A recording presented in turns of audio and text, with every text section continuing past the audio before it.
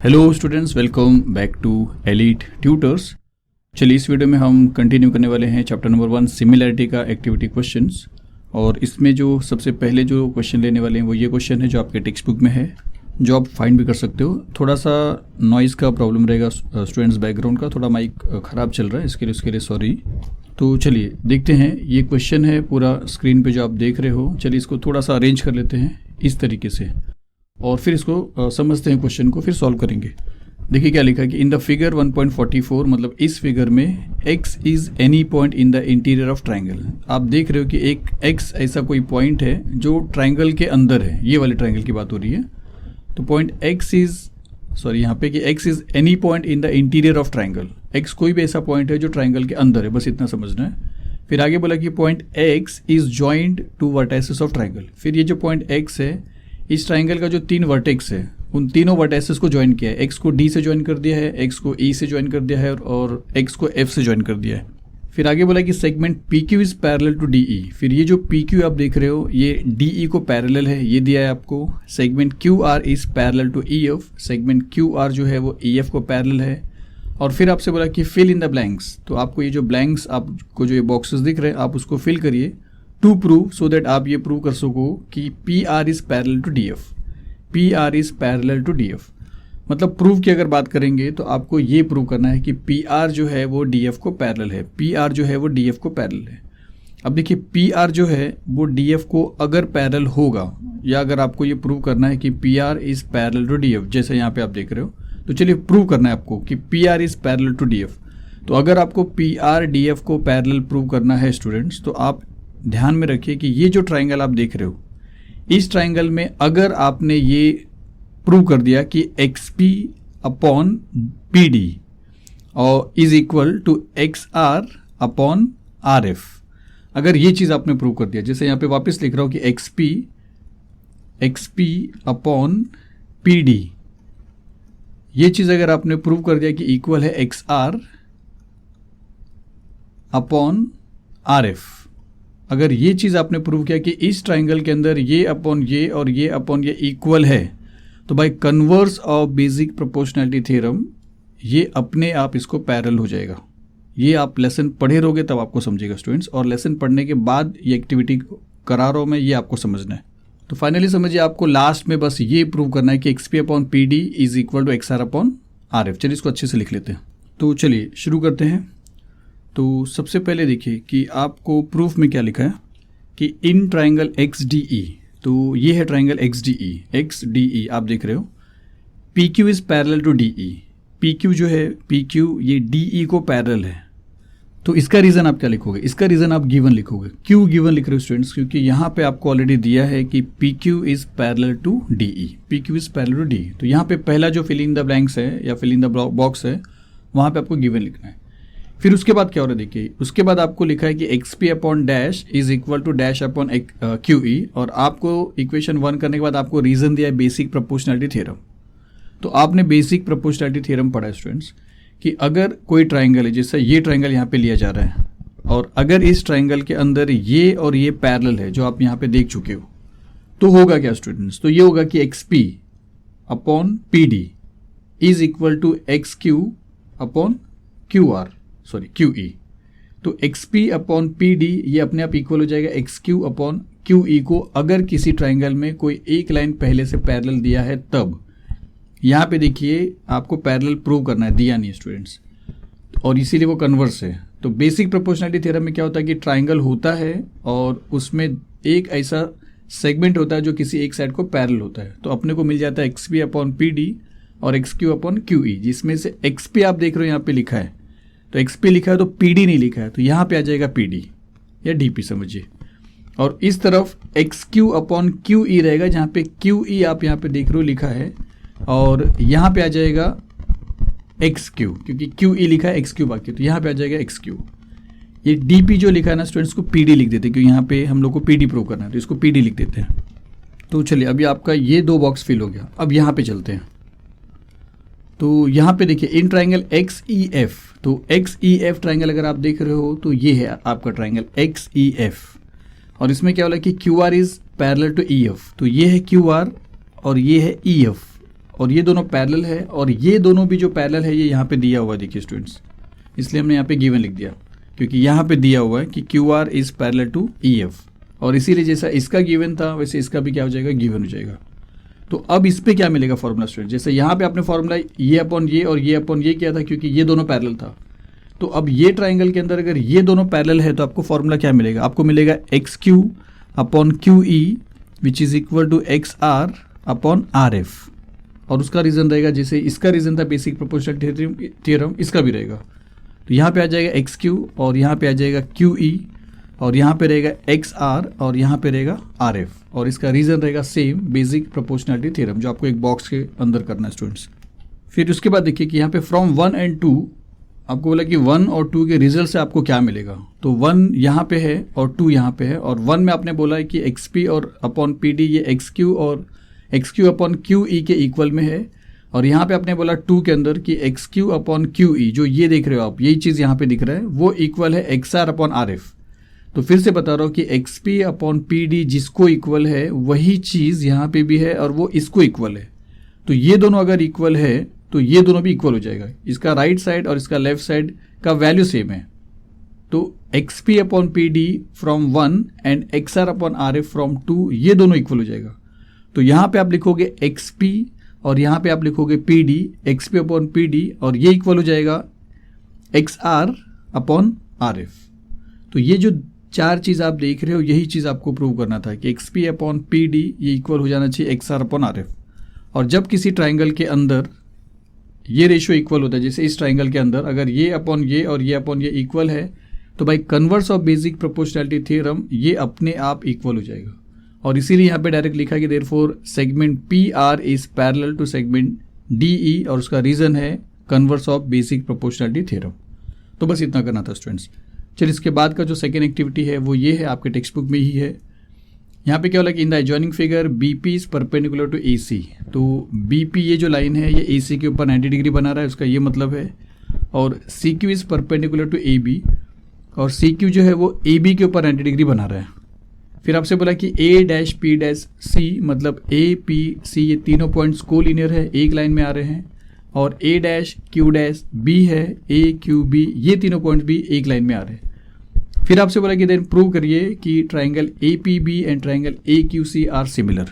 मतलब आपको triangle A P B ये वाला ट्राइंगल और ट्राइंगल ए क्यू सी जो यहाँ पे आ रहा है ये दोनों आपको सिमिलर बताना है। ट्राइंगल ए पी बी और ट्राइंगल ए क्यू सी आपको सिमिलर बताना है, और सिमिलर बताने का मतलब आपको ये बॉक्सेस फिल करना है। तो बॉक्सेस में पहला क्या लिखा है देखिए कि ए पी बी कितना डिग्री रहेगा, और उसके बाद उसको इक्वेशन नंबर 1 दिया है, और ए क्यू सी कितना डिग्री रहेगा और उसको इक्वेशन 2 दिया है। तो देखते हैं कि ए पी बी कहाँ पे स्टूडेंट्स। तो ए पी बी अगर आप देखते हो तो ए पी बी ये है, देखिए यहाँ पे आप देख रहे हो ए पी बी। तो ए पी बी ये कितना डिग्री रहेगा स्टूडेंट्स।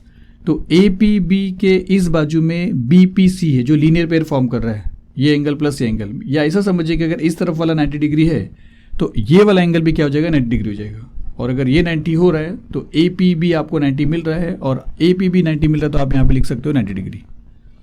फिर आपसे एंगल ए क्यू सी पूछा है, तो ए क्यू सी कहाँ मिल रहा है, देखिए ए क्यू सी ये वाला एंगल।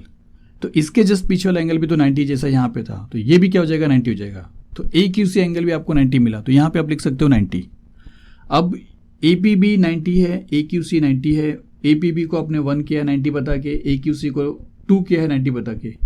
तो फ्रॉम 1 and 2 ये लोग क्या पूछ रहे हैं कि क्या बता रहे हैं कि ए पी बी, और फिर से देखिए कि एंगल ए पी बी और angle A Q C congruent है, कॉन्ग्रुएंट मतलब इक्वल है। तो क्या सही है, ऐसा है? तो सच में देखिए कि क्योंकि आपने ए पी बी 90 बताया है ये वाला, और ए क्यू सी भी 90 बताया है ये वाला, तो ये दोनों क्या हो जाएंगे, फ्रॉम 1 and 2 इक्वल हो जाएंगे।